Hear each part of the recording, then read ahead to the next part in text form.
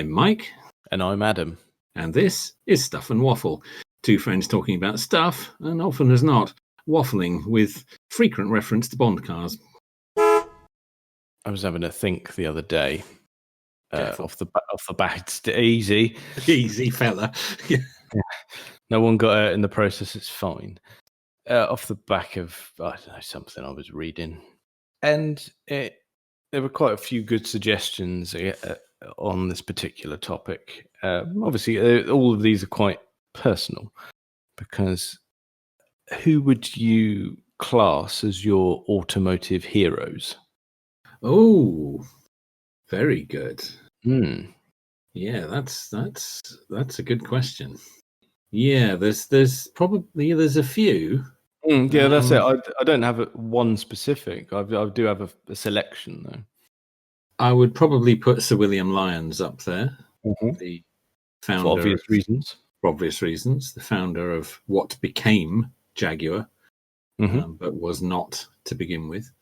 Swallow sidecars, I believe, is how that was it. And yeah, then having a name like SS, that's not good. No, early 40s, no, that was not popular. No, SS cars, that's no. That's going to be tough to market. Yeah. No, we need to change this. And he came up with Jaguar. So much certainly, better. So yeah, you're safer with that. Yeah, let's leave the whole SS thing behind for a bit. Yes, I would certainly say, because again, he started from nothing, and the company that he built, turned out, at least for a while, very, very well engineered, very well thought out products. Obviously, there are periods in their history where that hasn't been the case, but he was gone by then. A few wobbles, yes. I'd certainly say Sir William Lyons. I would certainly say John DeLorean.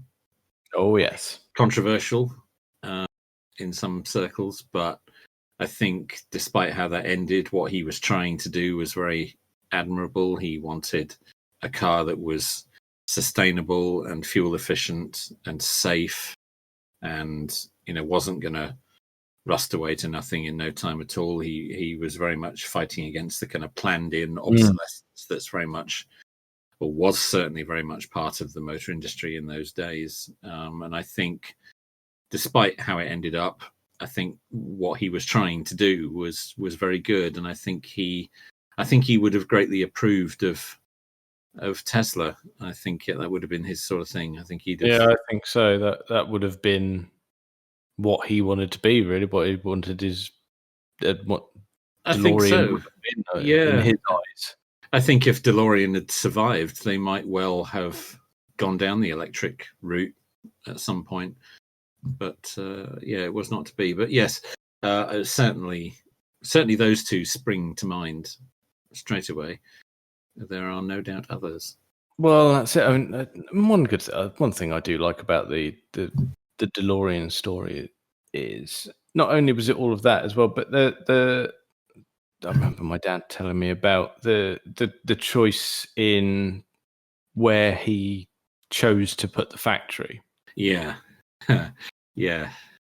Well, that was done largely for financial reasons, because he was offered so much money by the British government to site the factory where he did.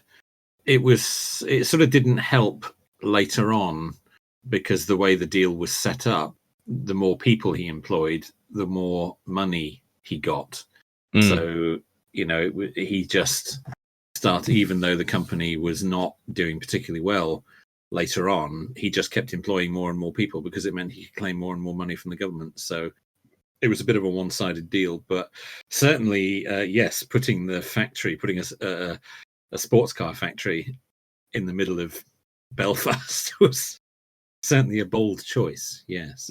Yeah, it's definitely a bold choice, and you got to think it probably, during that somewhat troubled time, that factory probably brought quite a lot of people together who wouldn't ordinarily have done so. They were, definitely. They had the Orangemen and the Loyalists and the Catholics and all the different factions that were involved. They all wanted jobs in the factory, and they would. There was a big effort to not allow religious or political sympathies onto the shop floor, and they did that very well. The attitude was very much, there's not going to be any pictures of the Pope put up. There's no pictures of the Queen. If you want to put something up, put up a picture of the car, because that's what we're here to do. We're here to build cars, and that's what this is about. And even some of DeLorean's biggest opponents at that time felt that they had no fault to find there at all, because that they handled that very nicely. And there were guys that would be on opposite sides of the debate, shall we say, who worked together on the same squad, building cars together all day, and they all got on really well because they all had a common goal then. Yes. They were desperate for the company to succeed. It was the first job that many of them had had for years, and it was a way out of the situation. So everybody was rooting for it to succeed. And although I don't think any of that factored in DeLorean's choice to put the factory there, it did prolong its existence, because, of course, even when there was a change of government, even when Maggie Thatcher came to power, she didn't like the DeLorean project. She certainly didn't like John DeLorean himself, but she couldn't pull support from it because it was so useful in the peace process, and it would have been so unpopular that they just couldn't have done it. So she had to go along with it, and indeed pour more money into it, even though clearly Maggie was not into giving money to industry. In that case, she kind of had to. She inherited it and couldn't get rid of it, at least not until the head man was arrested. That obviously changed things a bit. That made it all a bit different. But it did.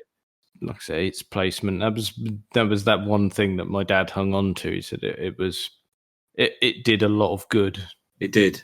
That particular bit of the world at the time. It did. It was very important. Yeah, and although it didn't last long, it did have a very positive effect.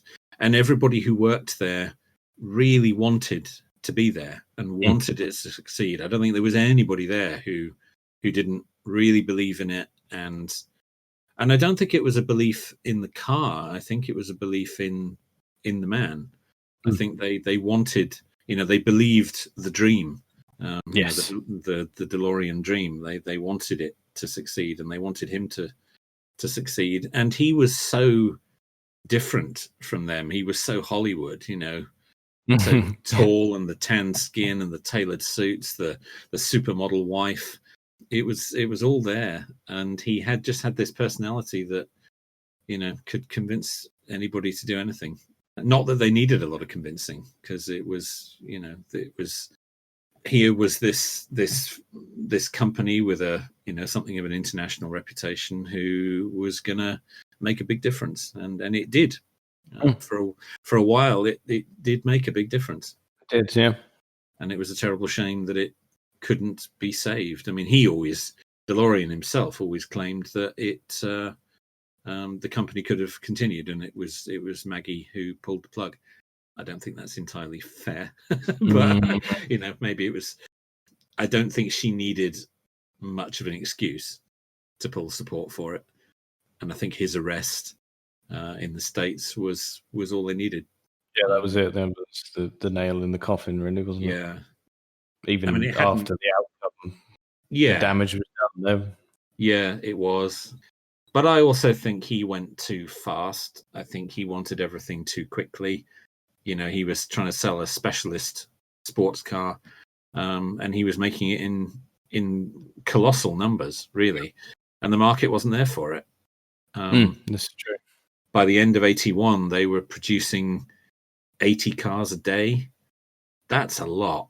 That's a fair amount for something quite niche, really. That's a lot of cars, yeah. And then, I think when the factory closed, they produced nearly 9,000 cars, but only 3,000 had been sold. Crazy, isn't it? Yeah. Yeah, indeed. And of course, it didn't help that the very early ones were really rough. Really rough. I believe the first shipment of cars to California, which was, I think, 400 cars, They all had to be completely stripped down and rebuilt by the dealers in the States because they couldn't be sold. They were so awful that they couldn't go to the customers. I think it was 400 hours, 500 hours, something like that per car to strip it down and rebuild it, which when you consider the original build time was only 50 hours from start to finish.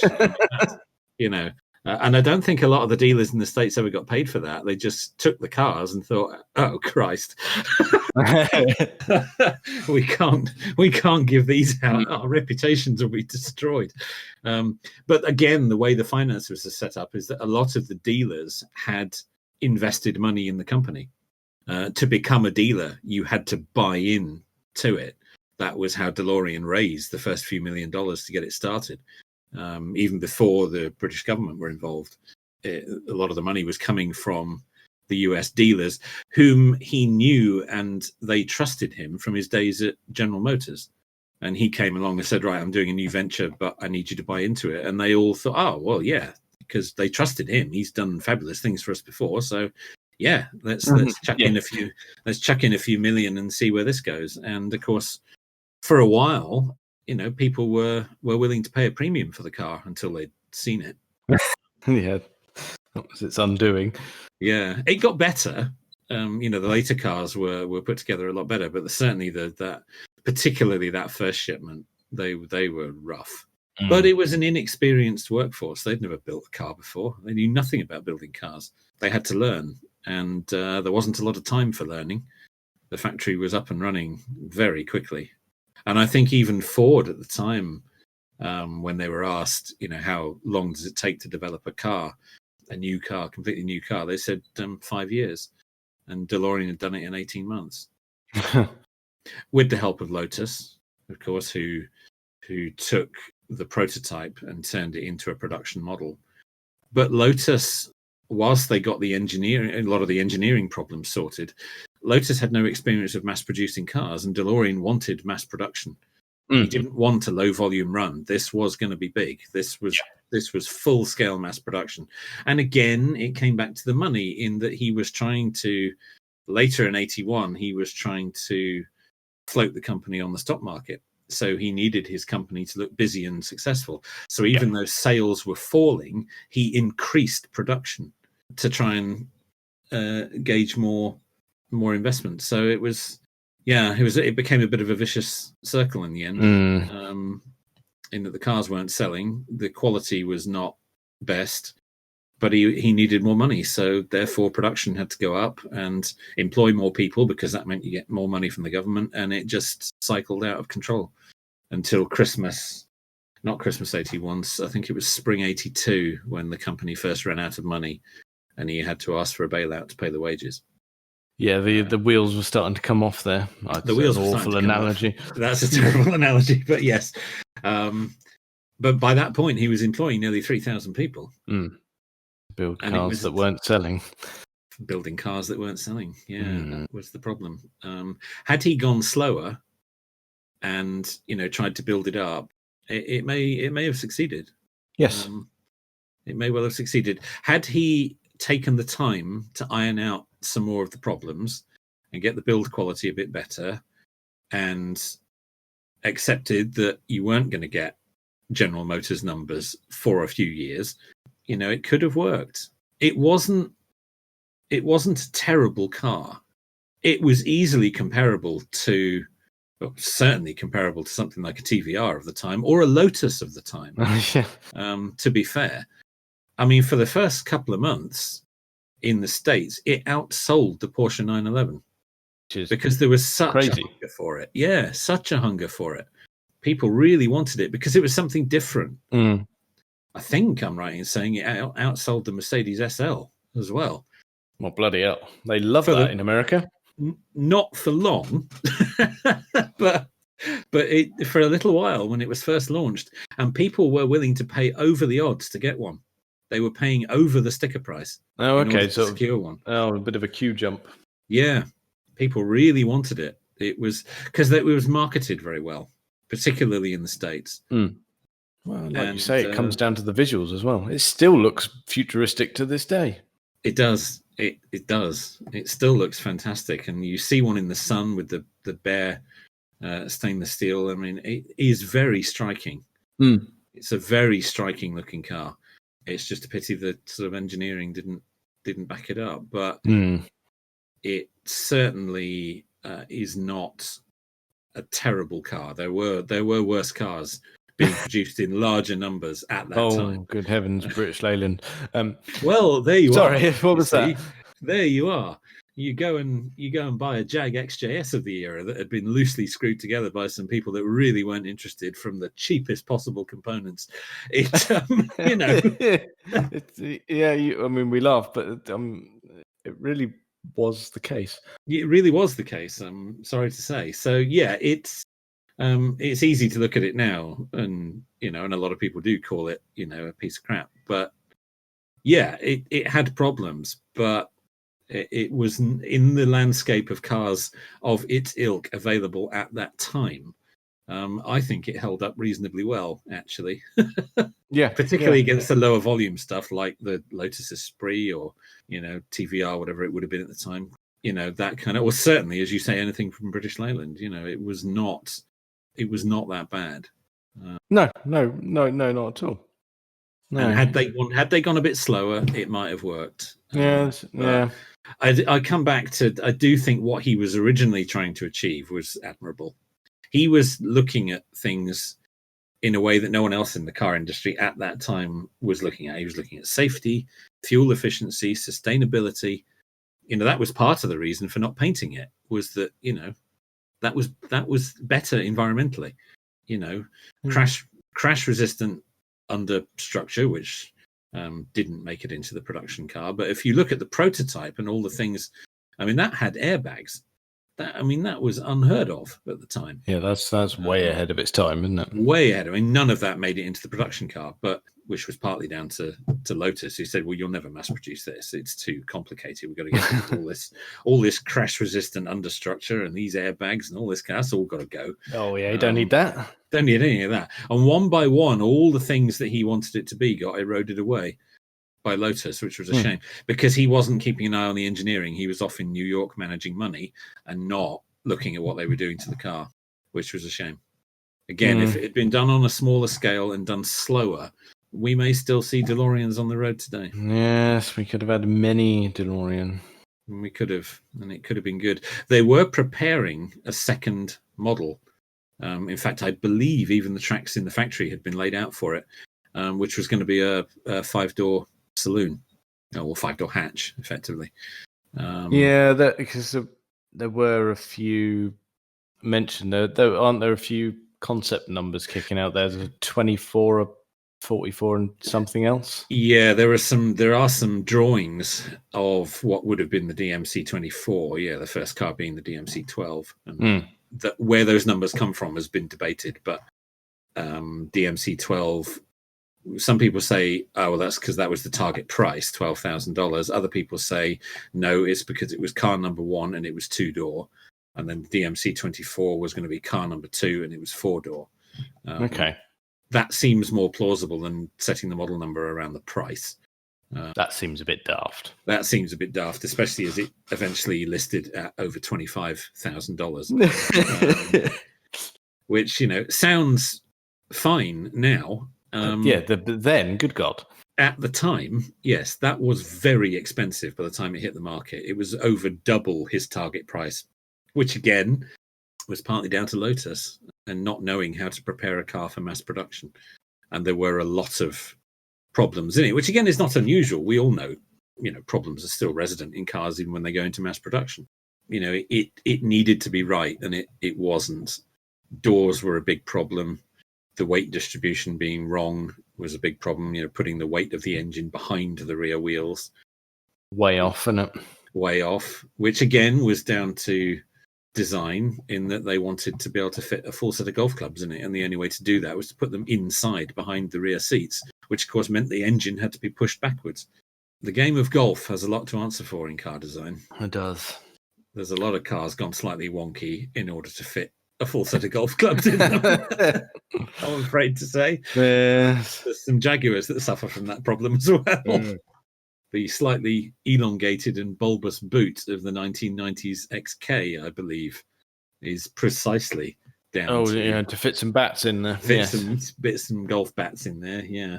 But that was certainly the problem with why the engine was banished to the back in the DeLorean, was because that was the only place to fit golf clubs. It was inside. The electrical system wasn't man enough for all the gadgets that were on it. Everything on it was electric. That was the thing. But the electrical system couldn't cope with the load, and it would flatten the battery quite quickly, which of course they used to great effect in Back to the Future. Oh, the bang on accuracy. The car keeps conking out. Yes. And of course, with all the extra gubbins that Doc Brown's loaded on it, I mean, who knows? It's, That's it. I mean, we know exactly how much electricity the flux capacitor needs. You think you're not going to get that from a 12-volt battery, are you? You're not. No, you're really not. There were a lot of things that needed to be sorted out before it went into mass production that weren't. And but that wasn't actually what killed it in the end. I think there was an expectation that there would be a lashback from quality problems, but in fact, that's not what stopped it. It was not at all. The winter of 81 or early 82, sorry, that basically stopped car sales in the United States almost overnight, and the company ran out of money very quickly. And bizarrely, in the end, it was the weather that put a stop to it. Strange, isn't it? And then he got arrested, desperately trying to raise money to keep it all going. That was the end of that. That was the end of that. But still, an exceptionally fine choice for an automotive hero. Yeah, definitely. I would certainly. Yeah, I mean, it's a story I've been fascinated in for a long time, and have researched in nauseating detail, and even met a few people connected to it over the years at car shows, and I was a member of the Owners Club for quite a long time. It's there's a lot of people still around who worked in the factory, because of course it wasn't, relatively speaking, it's not that long ago. No, not really, in the grand scheme of things. No, indeed.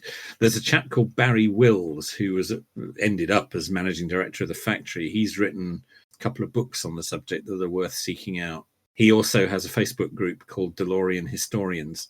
Little rhyme there. Nice, I like that. Fascinating group, though, full of information, documents, photographs from that era. And he is extremely knowledgeable. He's been in a couple of the documentaries that have been done in recent years. Yeah, fascinating guy.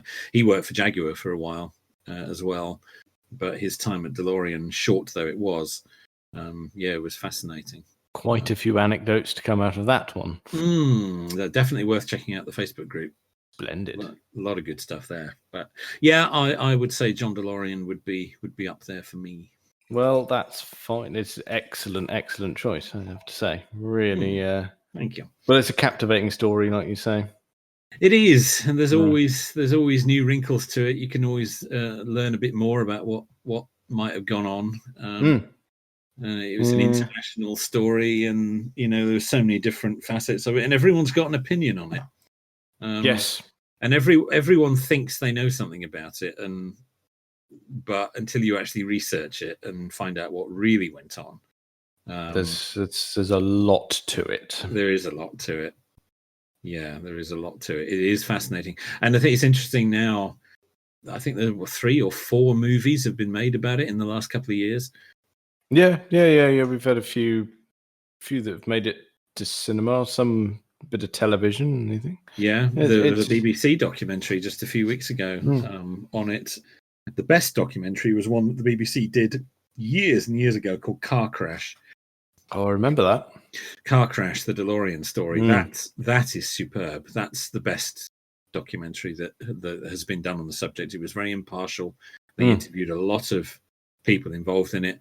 It looked at the car and the people, whereas a lot of the other documentaries have focused on one particular aspect, but that one was a good overview. It wasn't biased in any way, and it was the only one where they actually interviewed John DeLorean himself, because he was still alive when that was made. I agree that was the best one. But I think I've seen them all. Like you said, there's been a few, but yeah, that was a standout one. That one. If someone's looking for a documentary to watch on the DeLorean saga, I would seek out the BBC Car Crash, because that was, as you say, that was by far the best one. There's also a book which again focuses on the car and the people, called Stainless Steel Illusion.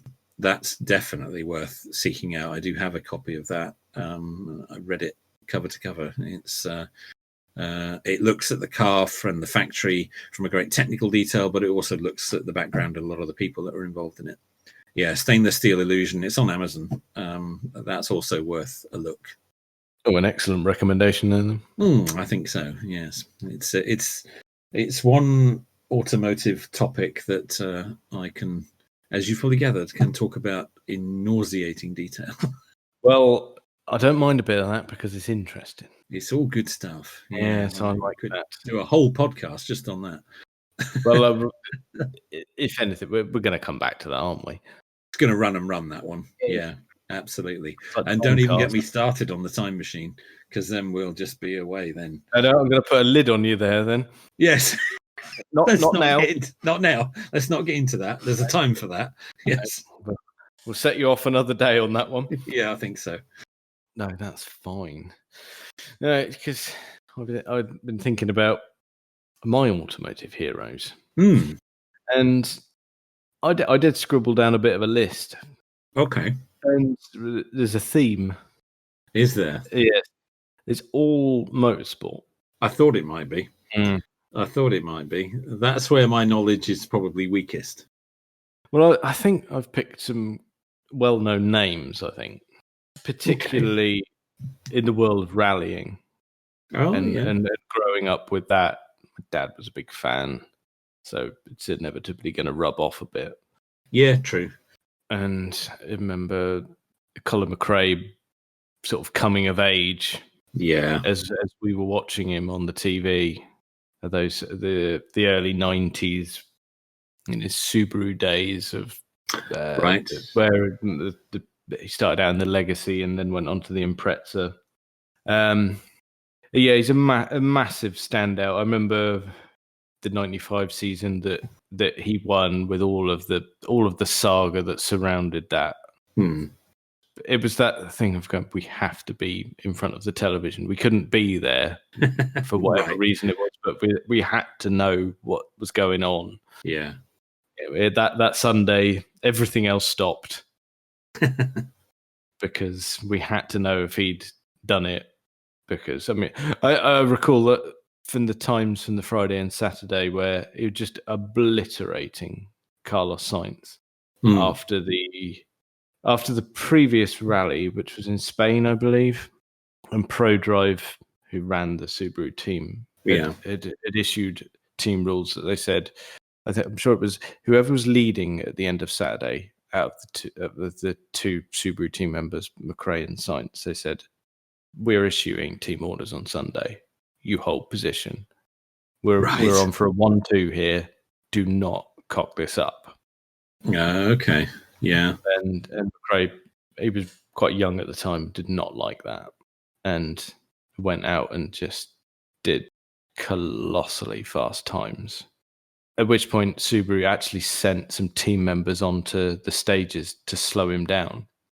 They were on the side of the road waving at him to slow down.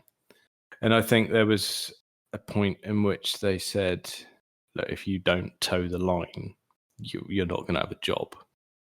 Right. So he did, and I think the way that they got round it, there was a slight delay to his car leaving the service area, which meant there was a time penalty, and that was job done. And he wasn't happy about it. And they got to the UK for the final rally of the year, and he just came out, and no one could touch him. Right. Yeah. It just obliterated everyone, and just won it solely, just completely on merit. Right. Yeah. It's got to be admired, and you think, well, and some people say, oh, he was a bit of a flawed driver because he didn't know anything other than completely on the limit. But yes, that's why we like it. Yes, of course. Yeah, a full commitment. Yeah, Well, that was it. His famous mantra was, "If in doubt, flat out." I know a few people who apply that in other situations. Yeah. That does ring true in all sorts of walks of life. It does. I remember off the back of that as well. Another big rallying hero is Richard Burns. Okay.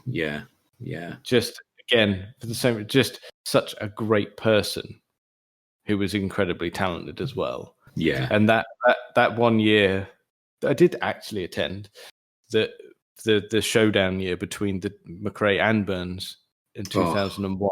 That was just, honestly, you think this is a Welsh forest, and yet it's rammed. Yeah. And that morning, we were all up at the crack of dawn on the Friday morning, and then the news came through that McRae had just gone too flat out and obliterated the car, which I think was under either the second or third stage. Right. And that was basically it. All Richard Burns had to do was finish. Yeah. And he was always going to, because he was cool, calm, and collected. Yeah, he was a thinker, whereas McRae, don't know, leave the brains. Just went for it. Yeah. Two massively interesting takes on a ludicrous sport. Yes. Incredibly sad that neither of them. I was going to say that neither of them are with us. Yeah. So sad. Life on the edge, I suppose. Yeah, but certainly for McRae. I mean, poor Richard Burns. That was. Am I right in thinking that was brain tumor in the end? I think it was. Yeah, it was nothing to do with driving. No, not at all. No. Not the way that he would have wanted that to end. And no, not at all. Not at all. No. A few other names that definitely hit the list as well from the world of endurance racing. Tom Christensen, right? The most successful driver ever at Le Mans, winning in various vehicles. He had obviously his big fame came from driving for Audi in their various vehicles along the way. I mean, he did they started out with the R8, right? Then the R10 when they went on to. God, was that the first diesels, or was the R8? I think it was. Yeah, I think Audi certainly had the first diesel. I can't remember which one was the first one. Because it was very much Peugeot and Audi against one another with the diesels. Yes, well, they were the only two doing it, weren't they, at the time? That's it. I'm right in thinking he had some earlier wins. I'm sure he had a win with Porsche, actually. It was probably, I think it must have been the TWR prepared Porsche at the time. Oh, right. Nice. Okay. Very nice. Then he also won in the Bentley. Right. Remember that it was 2003. It was an anniversary year for Bentley, and obviously that being a brand within Audi, they essentially, the story goes, if you scratch far enough beneath the surface, it's basically an Audi underneath with a fancy body on top. Okay. Yeah. Well, that would make sense, wouldn't it? That would be logical. That's it. Yeah. And ultimately he's won it 9 times. Wow. All right. Yeah, we better check that. But yeah, I'm pretty sure it's 9 overall wins. I was so excited as well. Back, was it 2015? Actually, got to meet him. Wow, really? We were at Le Mans. He'd retired in 2014. What had we done? We'd gone to the museum, which is right by the main entrance at Le Mans at the circuit, and we'd gone around, and they've got some. It's basically pornography in there. Yes. And we'd finished, and as with any good museum, there's a carefully positioned gift shop. Oh, of course. Oh, yeah. Well, they wouldn't be following the basic rules if there wasn't. No. And can you imagine how good a gift shop is at the Le Mans Museum? Oh, I imagine there's some treats in there. Yeah, just a bit. A few things designed to ruin you financially. Oh, good heavens, yes. There's nothing reasonably priced in there, I'm afraid. No, there won't be. No. No, we were milling about in there, looking at things we couldn't afford. Yes. And there was in the museum they've got a function room, and the people piled out, and in amongst all the people, there was a group of our friends, and much elbow nudging going, there's Tom Christensen, there's Tom Christensen. Much to the excitement of my friend James, who completely lost his shit. I said, well, I'm going to go, should we go and say hello? He's like, no, I don't know if I can. I was like, I think we'll be all right. I think he's human like the rest of us. Yes. Yes. Yes, but he was lovely, actually. Really nice chap. These people often are. Yeah, absolutely. Yeah, quite a short arse, I'll give him that. Oh, well, fair dues. That just means he can fit in more cars, doesn't it? I was going to say, that having looked at some of those Le Mans cars, they do look a bit of a squeeze. So, It's yeah, probably being an advantage to him, yes, in being a short house, yes. But looking back at that, where we met him, and there's a photo of it taking place, and thinking, was he nice, or was he just slightly intimidated by James's attire? Oh, no. For that particular day, he'd worn a T-shirt with the arms ripped off and some scabby shorts. It's like, was he just in fear for his life and thought he better be nice? I don't know. He thought, oh, there's a yobbo coming over. Yeah. Yes. Oh, hello. Yeah, I'll shake hands. That'll be fine. Perhaps you'll go away then. Yes, yeah, we did shake hands. But even if it still worked. So yeah, that's the main thing. Yeah, still take that. Yeah, James did get a handshake, and he was gleaming. He's like, I'm not going to wash it. Oh, for God's sake, man. Very good. Silly boy. Good choices there, chap. Both very all very prominent in their fields, yes, and something of legends in their fields. Well, that's it. Yeah, it just rings true. I've got, well, if anything that's motorsport, I've got all the time in the world for it. So you are big on that. But it's interesting you've chosen from motorsport and I've chosen from the world of manufacturing. I have a couple more. Can I guess one? Yes. I'm going to have a punt. This didn't go so well when it was Jaguar concept cars, but I'm going to have a punt, and I am going to guess one of your potential automotive heroes, and I'm going to say Ian Callum. Yes. Oh, I got one right. You got one right. I didn't think that's what you were going to say, actually. But yes, Ian Callum, definitely. I think a genuinely nice bloke who has done some amazing work over the years. Aston Martin DB7. Need you say more? Well, that's it. I mean, he could have penned that and went, I'm done. He could have. Yeah. Yeah, he could have, and he'd still be a legend. But yeah, charted the complete change of direction for Jaguar in whenever that was, 2007, I think, when they launched the XF. And from that point on, but, Ford and others over the years, there's a fascinating 2-part interview on the Late Break Show with him that's worth seeking out, which I know you've thoroughly enjoyed that. He didn't like the chairs, did he? Refused. Yeah, I'm not sitting in that. Yeah, what do you think this is? Bring the Eames in. That did give me a chuckle. Very much him, yes. Indeed. Another name from Jaguar, but not only Jaguar. But he would definitely be up there. And a thoroughly nice bloke by all accounts. And now doing his own thing, finally. What a great effect as well. With Callum Design, yeah, great effect. The new, the Callum Vanquish that he's done is a stunning looking thing. Yeah, I mean, it's subtle, but enough work, isn't it? Yeah, well, of course, he designed the original. As he said in the interview, he wanted to do things to it that were not possible when he was designing it as a mass production car. They had to use Jaguar mirrors, and they had to use, all various bits and things from Ford, lots of Ford switchgear and things that were forced on him because it made sense from a manufacturing point of view. Oh, that's it. Oh, and I can speak from experience, the dreadful Volvo sat nav that is in those. Yeah. Indeed. Well, again, it was all part of the Ford Group at the time. Yeah, that was it. And oh god, I hate that system. Yes. It comes Yes, on I've and heard tells it's you not good. Yes. nothing of use. No, completely pointless information. In mine at the minute, because it's so old, it still runs on DVDs.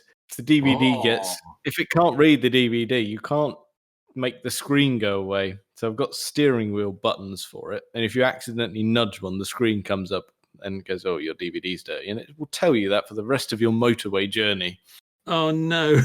Until you Anyway, stop and turn it off. if you stop for a pee and turn the car off, and you can make it all go away, then Almost worth buying another DVD off eBay. Oh, I'm not that motivated, to be honest, mate. No, fair dues. So yeah, Ian Callum needs no introduction, really, but his work over the decades has just been incredible. I don't think there's a duff one there. No. And I think when asked what his favourite design was, XF Sport Brake, which is pretty cool because I had one. So you did. I was very happy with that. And he singled out the first generation Sport Brake, which mine was. Second generation XF, but first generation Sport Brake was his favourite, more so than the current one. And yes, an excellent piece of estate car design. But I would say DB7 has got to be. I mean, you know, what can you say? It's just.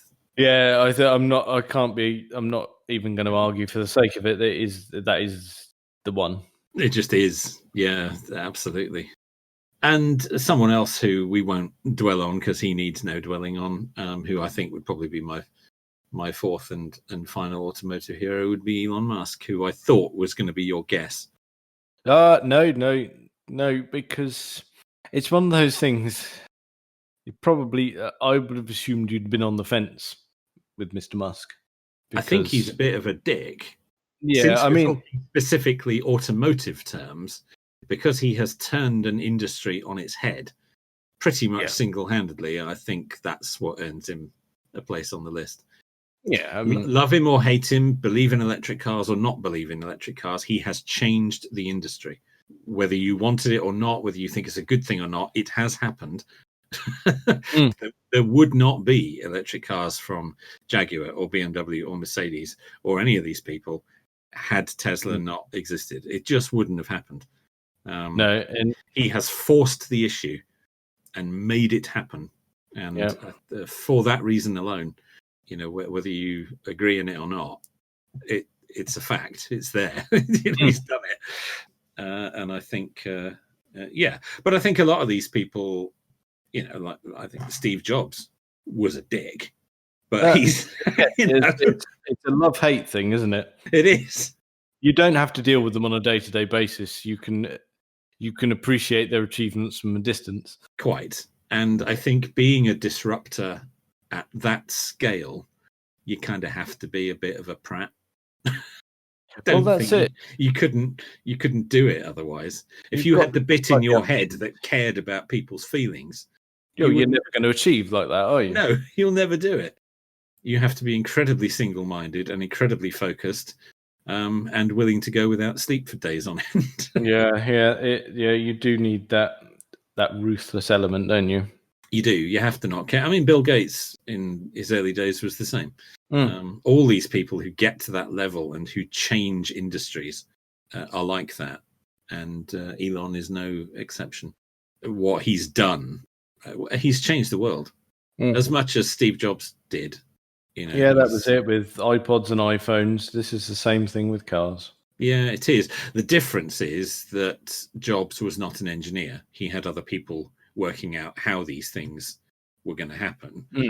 But he knew exactly how to sell it.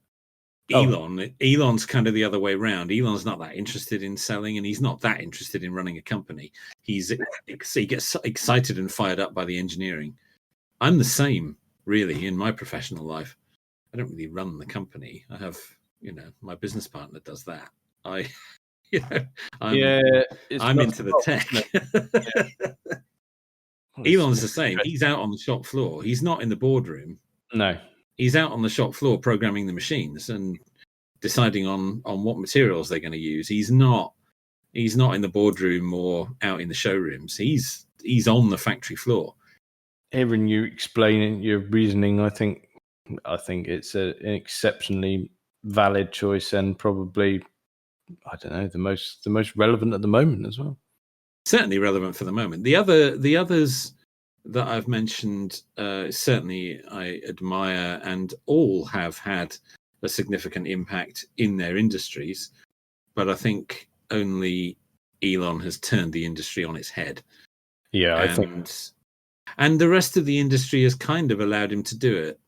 They all of them spent nigh on 10 years laughing at and poking fun at Tesla and Elon and saying, oh, it's ridiculous, it'll never work, it's all stupid. And by doing that, they gave them a 10-year head start. Well, so and that's now becoming a bit of a problem. Yes. Well, I've got absolutely no sympathy. Well, quite. No, exactly. Indeed. For the most part, I think they've only got themselves to blame. Mm-hmm. But I think for that reason alone, I'd probably put him top of my list. I admire the others for what they've done, but for him, yeah, he really has changed an industry and changed the world, which not many people get to do. So no, and now he's trying to take us to another world. So yep, not to be snubbed. All the efforts in all the places, it's good.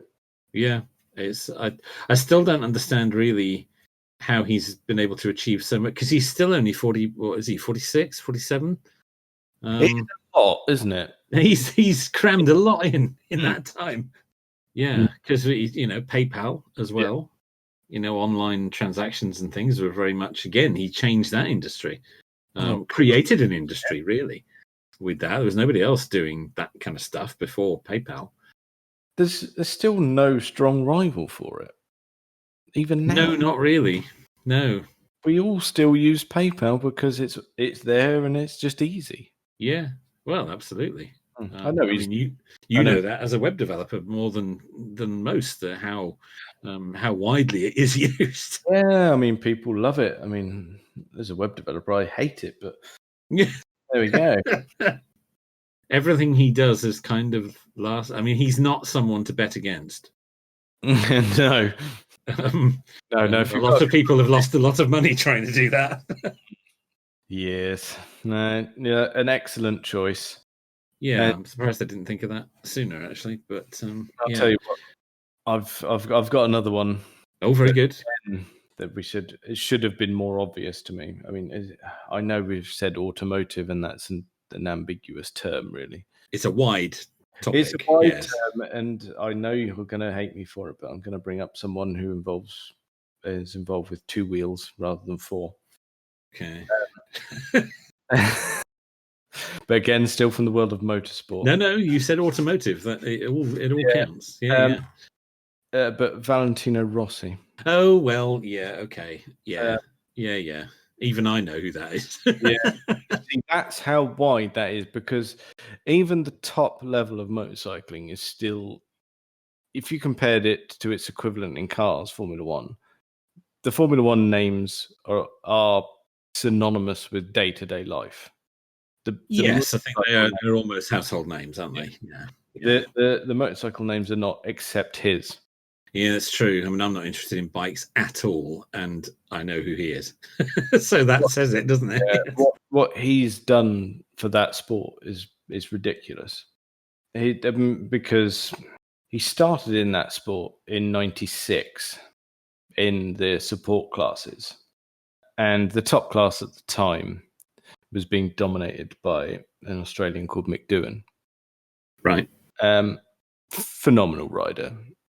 He just destroyed the competition. No one could get close to him. He was on a different level. But there was some injuries in early '99, and that he called it a day. And Rossi appeared in the top class in 2000 and performed really quite well. Didn't win the championship, but really quite well. But then 2001, that was it. He took the bull by the horns and just destroyed everyone. Right, yeah. And continued to do so, even as the sport has changed. he single-handedly made it more sellable because of the person he is, rather than yes, he can ride and exceptionally well, but he transformed it because of the person he is. Yes, quite. It's about the personality. Yeah. That's it, and that's the thing. It's not. I hate to use the term, but I mean, in Formula One, it's a bit too corporate, and you think everyone's saying what they should do and towing the company line. Well, that's certainly the case now, I think. Yeah, but it's still not the case in motorcycle racing. They're all a bit loose cannon still, and he still is. And you think, having started in that paddock in 1996, he's still racing to this day. It's still there in the it's top. still part of it. Yeah. And that's what's he now? He's 42. Right. Yeah. That's unheard of in top yeah, flight sure. racing. Yeah. It's the fact that he can draw a crowd just because of who he is before he's even put a leg over a bike. Yes. Yeah, he's like you say, even if you're not interested in bikes, you'll know who he is. Yeah. A worthy choice. I would say a worthy choice. Yeah. And he is well up there for me because I've watched pretty much all of his career and watched all the documentaries and read all the books. And he's Italian. It's not possible to be that cool. Yes, it shouldn't be allowed. No, he's got it all going on there, hasn't he? Yeah, and his girlfriend's a model. You think, what is? Oh dear, like you say, what has happened here? Yes, how have all these things come together? Some of the things he did with his rivals were fantastic. He had like bitter rivalries over the years, and one of my particular favourites was with another competitor of his, Sete Gibernau, who's a Spaniard, and they got on okay, but then Gibernau became a serious rival, and there was one particular race that Rossi lost to him, and he was really not happy. Right. In a press conference, he said, "Gibernau will never win a race again." Ooh, that's a bold statement. It's a bold statement, but it was true. Right. Never won a race ever again. He knew. Somehow he knew. And he would do everything in his power to make sure that he was in front of him. Wow. And that was it. Psychological warfare was ridiculous. Yes. Yeah. Knew how to play it. Yeah, massively impressive sort of thing. But that's what people want, though. People like to see a rivalry. You don't want to see people fighting for the win of a race, but then being all chummy afterwards. No, that's not going to get people tuning in, is it? No, that's no. You need a bit of theatre to go with it. Yeah, it's true. True, and that provided it. Yeah. Yeah, worthy choice. It's interesting that you've chosen all people from motorsport and I've chosen all people from manufacturing. Mine just all harks back to childhood. Yes. And racing being on at the weekend. Yeah, see, I wasn't exposed to that, and I've never been interested particularly. And I guess so much of what we do and don't like is born of childhood. Definitely, yeah. You identify with it. It's nostalgic, isn't it? And it takes you back there. Yeah, no, that's perfectly valid reasons, perfectly worthy choices. Well, I think that's probably enough of that for this week. Check us out on all the various social medias and things. Thank you very much for listening.